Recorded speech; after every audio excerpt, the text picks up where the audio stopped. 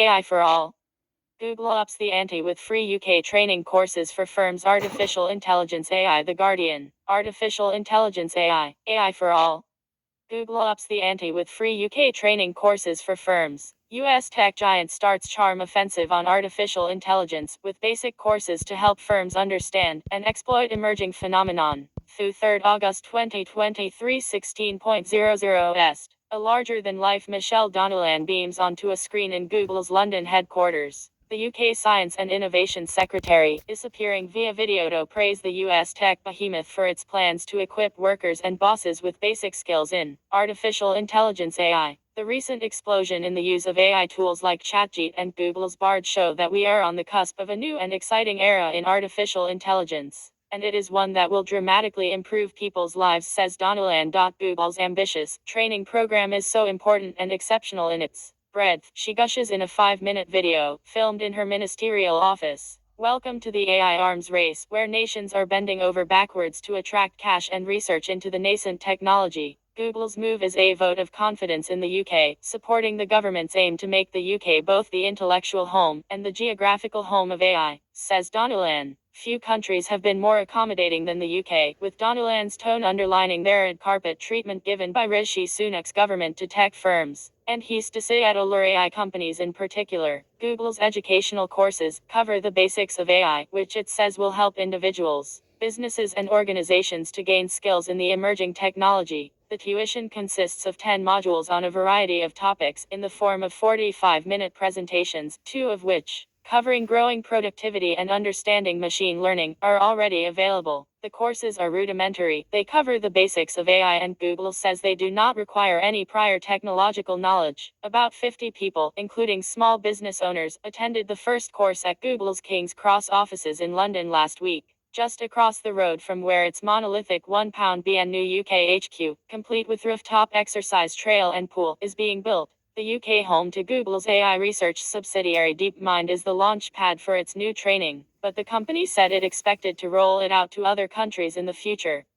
Co-founded in 2011 by Thomas Hassabis, a child chess prodigy, DeepMind was sold to Google for £400 in 2014 and now leads Google's AI development under the new Google DeepMind title. It has increasingly embedded itself into the machinery of the state, from controversially partnering with the NHS to try to build apps to help doctors monitor kidney infections, to Hassabis advising the government during the COVID-19 pandemic. The first sessions are the latest addition to the digital skills training offered by the company in the UK since 2015, accessed by 1 million people. We see a cry for more training in the AI space, specifically Debbie Weinstein, the managing director of Google UK and Ireland, tells The Guardian. We are hearing this need from people, and at the same time we hear from businesses that they are looking for people with digital skills that can help them. Google's pitch is that AI could increase productivity for businesses, including by taking care of time-consuming administrative tasks. It cites an economic impact report compiled for Google by the market research firm Public First, which estimated that AI could add £400 BN in economic value to the UK by 2030 through harnessing innovation powered by AI. The company said the report also highlighted a lack of tech skills in the UK, which could hold back growing businesses.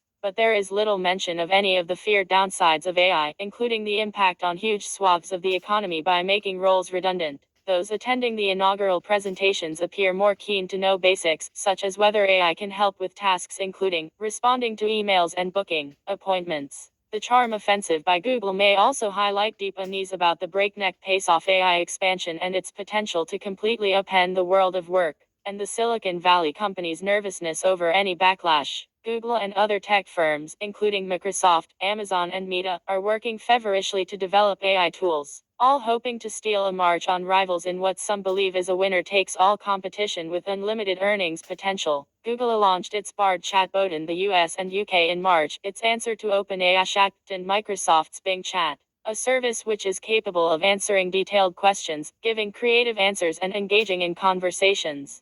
Facebook's parent company, Meta, has recently released an open-source version of an AI model, Llama 2. A recent report by the Organization for Economic Cooperation and Development (ECD) warned that AI-driven automation could trigger mass job losses across Skilled professions such as law, medicine, and finance, with highly skilled jobs facing the biggest threat of upheaval. Others are concerned that profit-maximizing private tech companies are expanding apace in a fledgling sector where there is now no regulation. With echoes of the early days of the internet, when the land grab by tech companies left regulators and ministers trailing in their wake, eventually forcing a belated reckoning for social media giants. Drive Andrew Rogoyski, of the Institute for People-Centered Artificial Intelligence at the University of Surrey, says Google's training drive is unlikely to be motivated by altruism.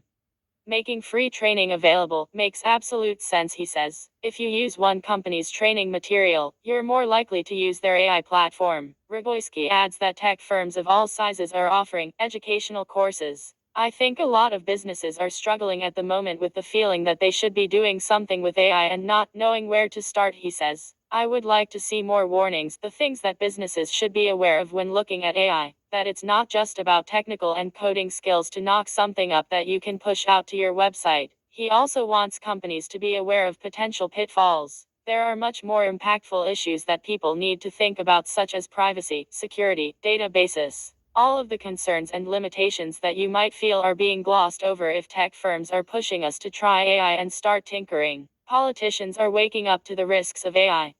Labour's digital spokesperson Lucy Powell recently said the UK should bar technology developers from working on advanced AI tools unless they have a license to do so. Powell suggested AI should be licensed in a similar way to medicines or nuclear power, both of which are governed by arm's-length governmental bodies.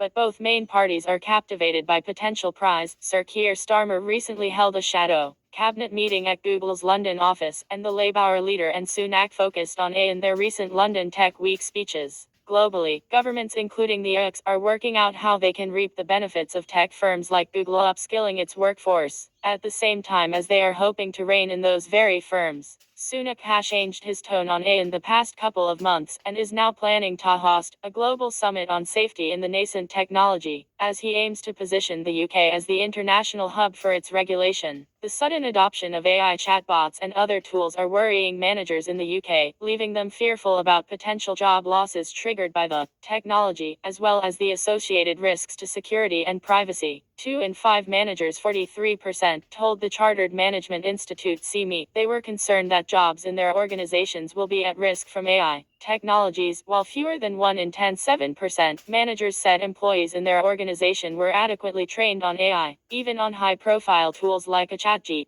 Anthony Painter, the CME's director of policy, who met a group of Google executives and small business representatives on the sidelines of the training launch, says that AI brings huge opportunity, but also huge risks, and we have to take time to get that right. The practical skills necessary to adopt AI aren't where they need to be among businesses, he says. But we don't have the regulatory structure to do that effectively, and it might not be bad to have a bit of a go slow while we think through regulation, ethics, and skills in practical terms. Number ticker, top left, top right, bottom right. Number go exceeded marker percentage, / go exceeded marker percentage, / ticker, heading, number paragraphs, / paragraphs highlighted text, number choice cards, / choice cards. We will be in touch to remind you to contribute. Look out for a message in your inbox. If you have any questions about contributing, please contact us. Share on Facebook, share on Twitter, share via email, share on LinkedIn, share on WhatsApp, share on Messenger.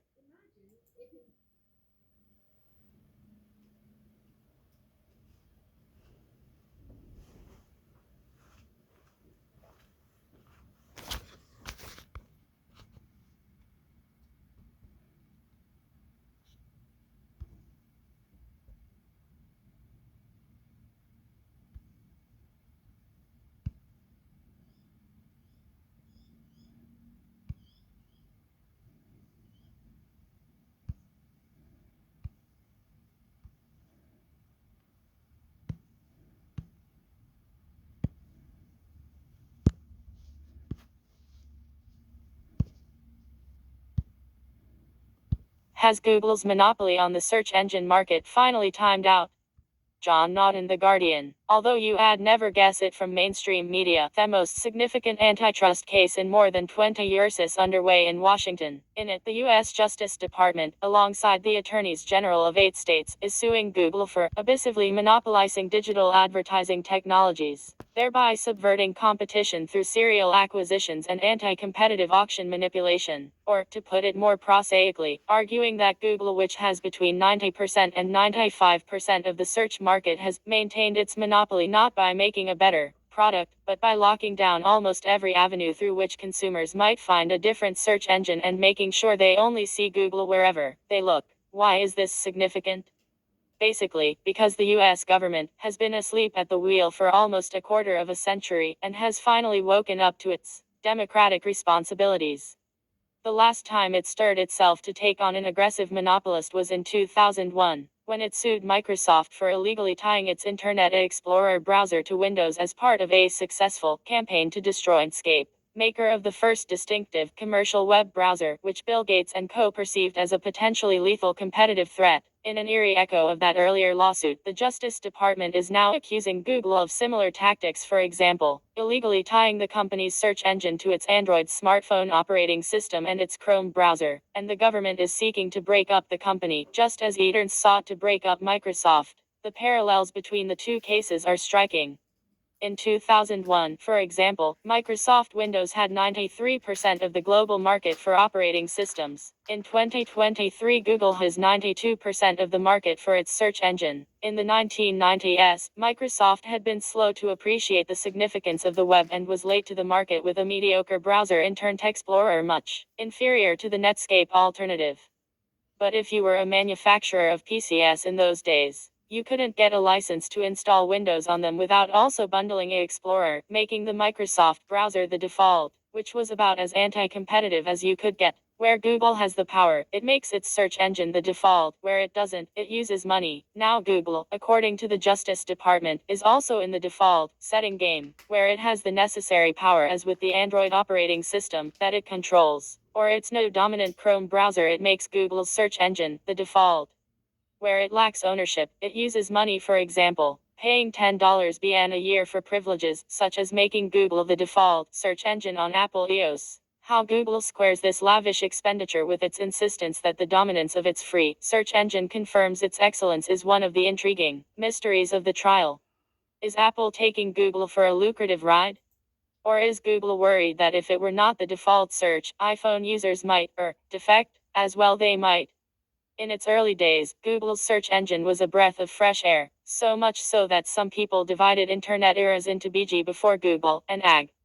But over the years, it has morphed into a laughable betrayal of its co-founders' original high-mindedness about the evils of advertising. In 2020, a randomized trial found that Google associated results ads for, or links to, the company's other services, constituted more than 60% of the first screen, what is visible initially on a smartphone, of an average Google search result, and in 1 of 5 searches, the entire first screen was Google results. I gave up using Google years ago, but even occasional visits have tended to confirm its decay, which is understandable given that 57% of its revenue now comes from search ads.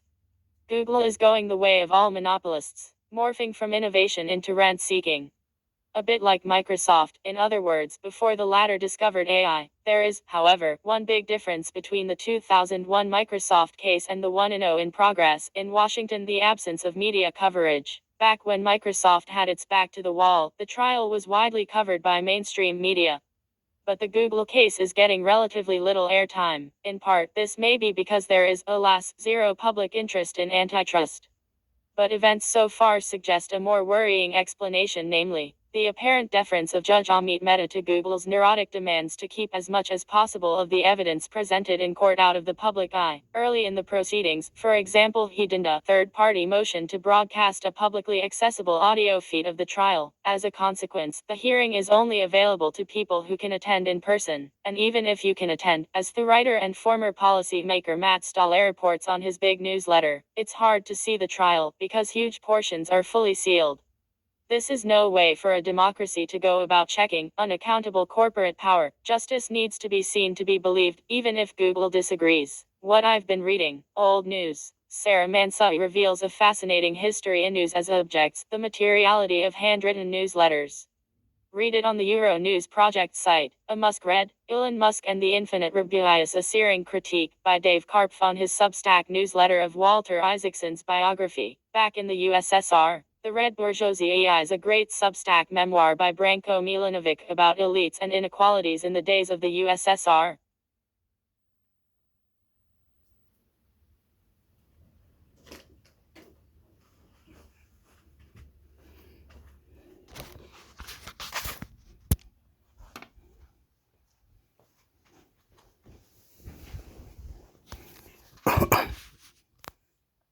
Now I've got to do this. Go back, I think. Back. I want to know where you got it from, bro. Where you know where you got it from? Oh, The Guardian.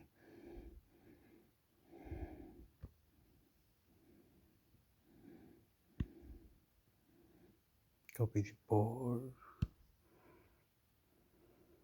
Copy.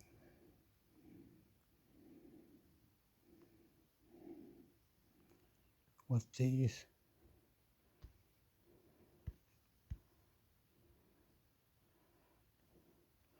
Why is it doing that? What are you?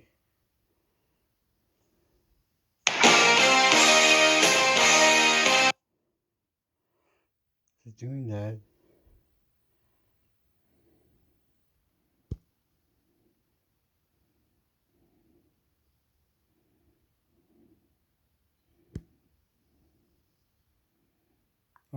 It's like it's doing YouTube like but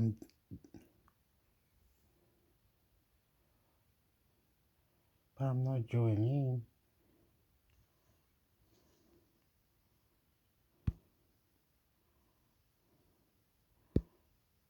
It's on desktop or something. Like that one should be like knocked out or something. This one just put this in, and this one. Then you go like this. Only one the headlines, don't we? We just want the headlines. We don't want to go into it. So for the first one is this guy. So Google.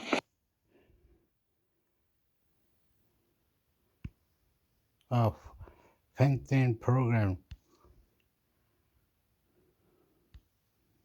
The Fenton program. That's where you're gonna go. Oh, he's got many. Look at this guy. This guy's mad.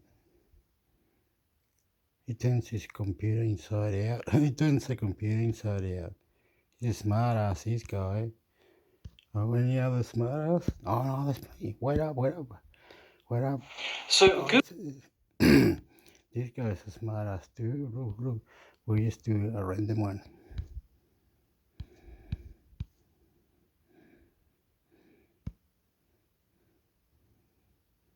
Google is offering free artificial intelligence and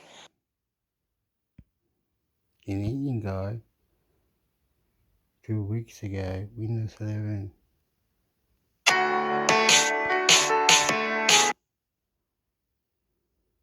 Making it easier to know where you are is Windows 7. So what's the name of the Indian guy? Network KK. That one, the Indian guy. Network KK.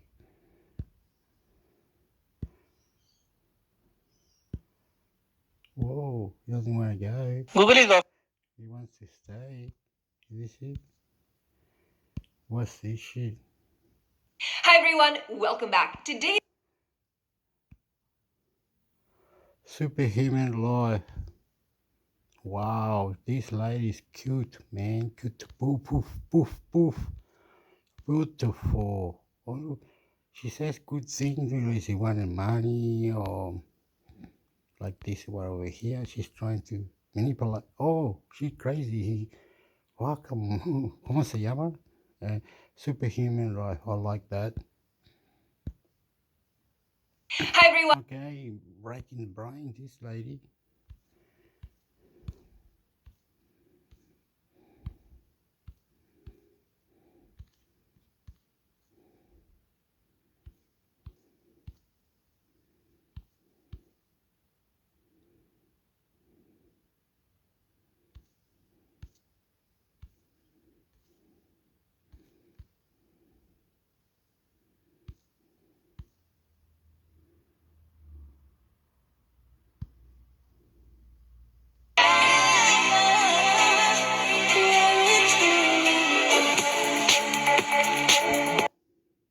you gonna do? Oh, mira, se cortó. You stuffed it, Hector. You stuffed it.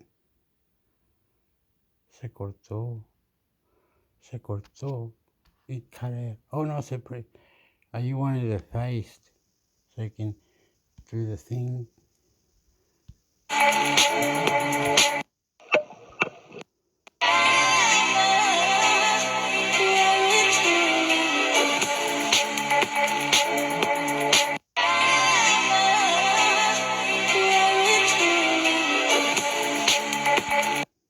Oh, you gotta do one. Oh, what have you done? You did it all wrong, Hector.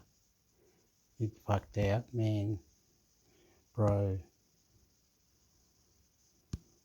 Oh, you're going out of it, bro. You're going out of it, bro. Now you're back into it. So, you want to learn artificial intelligence? Then this video is for you. I'm going to provide you with a complete roadmap that I would follow if I had to start over today on my artificial intelligence journey. I'm what do you call it? I'm reacting to it. I'm reacting to it. I'm reacting to it. Look, I'm reacting to it. Who reacting to it? And now, for context, I started studying artificial intelligence back in 2013, 10 years ago, and over the past years, I've been working as a freelance data scientist, helping my clients with various end-to-end data science and artificial freelance data scientist. But I found in my personal journey that there's this initial bump where you see things online and you see people run some code, but then you are missing some information on, okay, but how do I now actually do this on my laptop, on my computer? Repository on LangChain experiments. So I also have videos on my YouTube channel. Oh, he doesn't really explain that bit where you go in, doesn't he, Hector? Why? Why should he wants to sell that higher, mira. For that, but here on the repository, that's why it's good that you at least understand the basics of Git and GitHub, so you can take this code, know how to work with it. So here are some cool examples of how you can create a how YouTube. You can create your own way, but he doesn't know how to do it, to get into it. So it could be a formula to be one, and you can do it, and you'll be winning. Fuck you, and you'll be happy. But it's nothing heavy. But anyway, it's good. It's good. It's a good person. We're not going to deny it. It's silly. Look, I'll give you the description. I'll stop right now. All this. So I have to copy. Oh, but Potassium, what are you doing?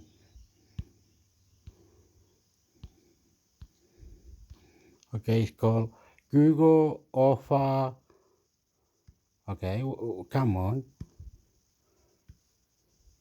Google offer courses.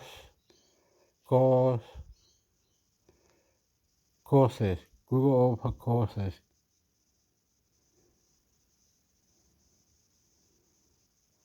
Google offer and then AI courses. Learn. Okay, we'll have all that. Okay, now stop. Now stop it. Okay, how do you stop it? Oopa. Excuse me. Intermix hector, subscribe. Intermix hector, subscribe. Adios. How do you do this?